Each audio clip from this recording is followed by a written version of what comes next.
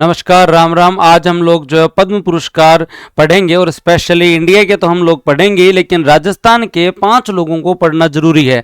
3 राजस्थानियों को तो आप जानते हैं, जिनके बारे में आपने कल से न्यूज़ में देखा होगा, लेकिन 2 व्यक्ति और हैं जिनका संबंध राजस्थान से है। निवास उनका जो है वो हरियाणा और महाराष्ट्र हो सकता है, लेकिन वो मूल रूप से राजस्थानी है। उन 2 को भी हम लोग याद करेंगे। हमारे हिस्से में जो 3 पद्मश्री आए हैं, उनके साथ साथ एक पद्म भूषण और एक पद्मश्री और है। आने वाले टाइम में आपको क्वेश्चंस जरूर मिलेंगे और इन क्वेश्चंस को हमारे स्टूडेंट जरूर सही करके जाएंगे, क्योंकि 10 मिनट अगर 5 लोगों को पढ़ेंगे तो फिर प्रश्न कैसे गलत होगा।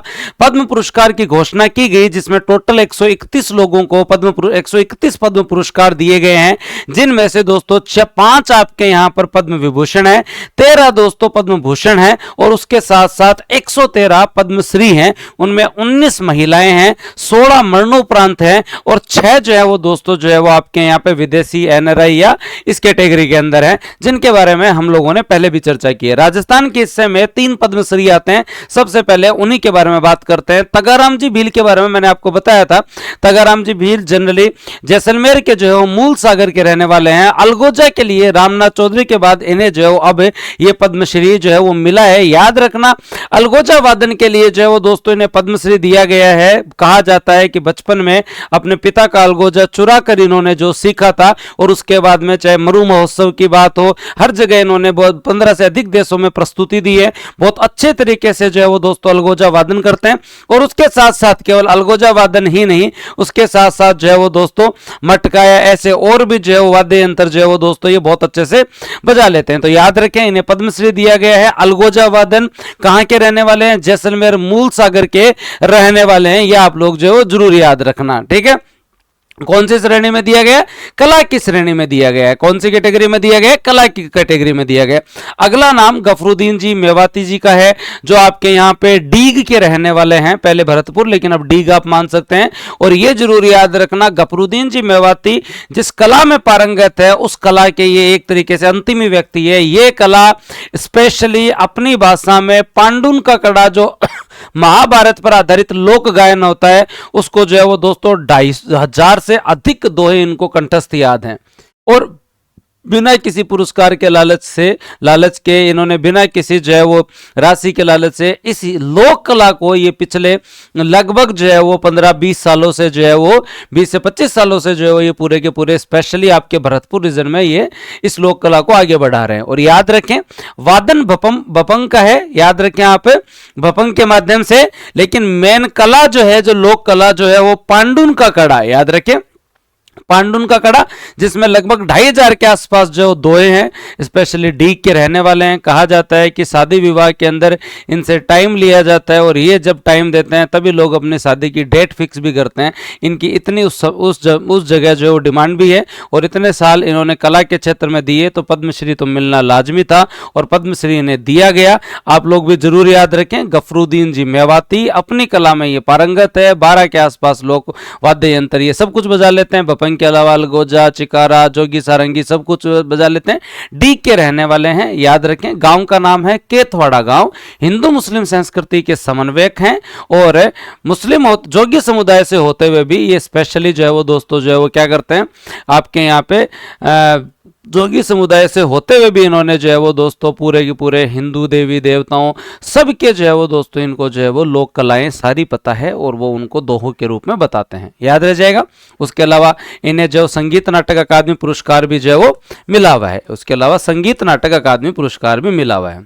याद रह जाएगा, बहुत बढ़िया, याद रह जाएगा। तो अब अगली बात करते हैं, अगली बात के ऊपर चर्चा करते हैं। अगली बात है स्वामी ब्रह्मदेव जी महाराज, जो कि गंगानगर में श्री जगदम्बा अंध विद्यालय और उसके साथ साथ श्री जगदम्बा धर्मात्र नेत्र चिकित्सालय, तो महत्वपूर्ण संस्था है इनकी। याद रखें, स्वामी ब्रह्मदेव जी महाराज गंगानगर के, याद रखें, समाज सेवा की कैटेगरी में क्या है महाराज के लिए? जगदम्बा अंध विद्यालय और उसके साथ साथ श्री जगदम्बा नेत्र चिकित्सालय। जब इसकी स्थापना हुई थी 1993 में, तो पीवी नरसिम्हा राव प्रधानमंत्री जी इस आपके नेत्र चिकित्सालय और इस विद्यालय की स्थापना में आए थे। कितनी बड़ी बात है। उस समय बहुत बड़ी बात है। स्पेशली ये विद्यालय दृष्टिबाधित और मूक बधिर बच्चों के लिए शिक्षा, स्किल विकास और पुनर्वास का कार्य करता है। और महाराज काफी सालों से जो है वो दोस्तों जो है वो समाज सेवा में रहे हैं और समाज सेवा में रहते हुए इन्हें जो है पद्मश्री पुरस्कार दिया गया है। इसलिए ब्रह्मदेव जी महाराज को जरूर याद रखना। गंगानगर 1993 में श्री जगदम्बा अंध विद्यालय, श्री जगदम्बा नेत्र चिकित्सालय, इनकी दो संस्था है, गंगानगर के रहने वाले हैं। पीवी नरसिम्हा राव भी उस समय उद्घाटन में आए थे। अब उसके बाद में आगे चलते हैं और आगे बात करते हैं दो और महत्वपूर्ण व्यक्तियों के बारे में, जो व्यक्ति भी आपके यहाँ पे राजस्थान से संबंधित हैं और उनको भी आप याद कर लेना, एग्जाम में क्वेश्चन जरूर बन सकता है। वैसे तो आपको सारे पद्म पुरस्कार में पद्म विभूषण और पद्म भूषण आपको याद होने चाहिए, पद्मश्री में राजस्थान के याद होने चाहिए, महिला सारी याद होनी चाहिए, उसके साथ साथ स्पोर्ट्स प्लेयर सारे याद होने चाहिए और एनआरआई याद होने चाहिए। जो सरकार ने अलग से बताया वो हम सबको याद होना चाहिए, लेकिन उनको भी मैं याद कराऊंगा। एक बड़ी क्लास लगभग जिसमें आर्मी डे परेड, वीरता पुरस्कार, उसके साथ साथ जो है वो आपका गणतंत्र दिवस है, पद्म पुरस्कार, ये सारों की मैं एक क्लास लूंगा क्योंकि जनवरी स्पेशल क्लास होगी, तो ये आप लोग जरूर याद रखना। तो ये याद रखते हुए ये भी याद रखना, जो बच्चे सेकंड ग्रेड की तैयारी कर रहे हैं उन लोगों के लिए हमारे यहाँ पे live plus recorded batch GK का चल रहा है, आप ज्वाइन कर सकते हैं। मैं राजस्थान पॉलिटी पढ़ाना ही चालू कर रहा हूं, तो आप लोग ज्वाइन भी कर सकते हैं। इंडियन पॉलिटी मैंने जो है वो ऑलमोस्ट कवर करवा दी है, तो आप लोगों के लिए बहुत बेहतरीन अवसर है। जो भी विद्यार्थी ज्वाइन करना चाहे मोस्ट वेलकम है। अब आगे बात करते हैं सविता पुनिया जी के बारे में। सविता पुनिया जी आपके यहाँ पर हरियाणा जो है वो उनका मूल निवास, क्योंकि शादी के बाद जो है वो घर हरियाणा, तो करियर के कारण इन्हें हरियाणा कोटे से सम्मानित किया गया है, लेकिन पद्मश्री इन्हें खेल में दिया गया है। अगर आपने इनकी परफॉर्मेंस अगर आप लोगों ने देखी हो तो स्पेशली इन्होंने जो है वो दोस्तों बहुत अच्छी परफॉर्मेंस टोक्यो ओलंपिक में भी की थी। ये हमारी हॉकी टीम के कैप्टन भी हैं, गोलकीपर भी हैं, याद रखना दोस्तों आपके यहाँ पर। और उसके साथ साथ इसीलिए इनको जो है वो क्या कहा जाता है, ग्रेट वॉल ऑफ इंडिया कहा जाता है। 300 के आसपास मैच खेल दिए इन्होंने। हनुमानगढ़ के झांसड़ गांव के अंदर इनका जो है वो जन्म हुआ था, विवाह इनका हरियाणा में हुआ है, पद्मश्री इनको मिला है, खेल कोटे से मिला है, हॉकी टीम की कप्तान है और उसके साथ साथ हॉकी टीम की पूर्व कप्तान है और उसके साथ साथ गोलकीपर है। टोक्यो ओलंपिक में बहुत अच्छा प्रदर्शन करते हुए टीम चौथे नंबर पर रही थी। फिर कॉमनवेल्थ गेम्स में भी जो ब्रॉन्ज मेडल जीता, तो बहुत अच्छा जो है वो दोस्तों जो योगदान इनका रहा है। तो सविता पुनिया को आप जरूर याद रखना, गोलकीपर ऑफ द ईयर भी इन्हें अवार्ड मिला हुआ है। उसके साथ साथ ग्रेट वॉल ऑफ इंडिया जो इन्हें कहा जाता है, स्पेशली हॉकी के अंदर। याद रह जाएगा पद्मश्री, 4 पद्मश्री याद हुए, 3 हमें राजस्थान के नाम पे मिले, 1 हरियाणा से है, लेकिन हमारी बेटी है, राजस्थान की बेटी है, तो हमें याद करना पड़ेगा। उसके साथ साथ आपके पास 5वां पुरस्कार कौन सा है? 5वां पुरस्कार आपके पास है पीयूष पांडे जी का। पीयूष पांडे जी को कौन नहीं जानता, इन्हें मरणोपरांत जो है वो पद्म भूषण दिया गया है, लेकिन जयपुर के अंदर जन्मे हुए, जयपुर के सेंट जेवियर स्कूल में पढ़े हुए, महाराजा कॉलेज में पढ़े हुए, महाराष्ट्र जाते हैं, एक कंपनी के अंदर काम स्टार्ट करते हैं, ऑल्गिव एंड माथर कंपनी, और इन्हें जो है वो गॉडफादर ऑफ इंडियन जो एडवर्टाइजमेंट फील्ड के लिए इन्हें जो है वो दोस्तों भारतीय विज्ञापन का जो है वो जनक भी कहा जाता है। बहुत अच्छा काम किया इन्होंने, घर घर तक विज्ञापन पहुंचाए, और इनके मोस्ट पॉपुलर विज्ञापन अगर आप लोग याद करेंगे तो आपको याद आएगा, फेविकॉल का विज्ञापन इन्होंने किया हुआ है, जोड़ ऐसा कि टूटे नहीं, कैडबरी जो आपकी उस जमाने के अंदर जो चॉकलेट आया करती थी, कुछ खास है, वो इन्होंने किया हुआ है। उसके अलावा एशियन पेंट, हर घर कुछ कहता है, एशियन पेंट का एड इन्होंने बनाया हुआ है। उसके अलावा 2 बूंद जिंदगी की, पल्स पोलियो अभियान के अंदर जो 2 बूंद जिंदगी की जो अमिताभ बच्चन बोलते हैं, वो इनका बनाया हुआ है। उसके अलावा अगर आप लोग चर्चा करें तो वोडाफोन का एड इनका बनाया हुआ है। और केवल वो ही नहीं, उसके अलावा अगर आप याद करना चाहते हैं तो याद रखें, अब की बार मोदी सरकार भी इन्हीं का बनाया हुआ है।